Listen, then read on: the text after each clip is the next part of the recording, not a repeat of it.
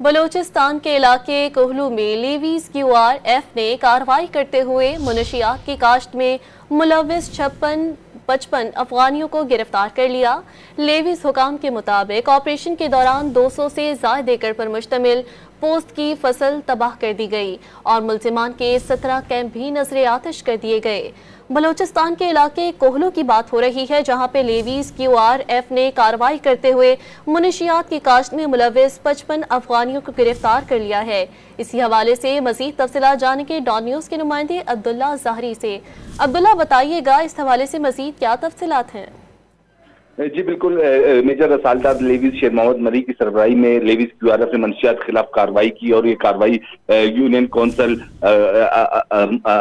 बड़ों और मुल्का इलाकों में की गई, जहाँ पे 55 अफगान जो गैर कानूनी तौर पर पाकिस्तान में मुकीम थे उन्हें गिरफ्तार करके 136 से ज्यादा जो जवान थे उन्होंने इस कार्रवाई में हिस्सा लिया, जिनमें 55 अफराद को गिरफ्तार करके 17 कैंप नजर आतिश किए गए, जबकि 200 से ज्यादा एकड़ अराजी पर मुश्तमिल पोस्ट की काश्त जिन्हें फौरी तौर पर जलाकर जाया किया गया। कार्रवाई के दौरान 75 सोलर और जनरेटर समेत दीगर जो सामान जो इस मंशियात के लिए जो बनाए गए थे कैंप से वहां पे इस्तेमाल हो रहे थे वो सब की तब अपने कब्जे में ले लिए गए।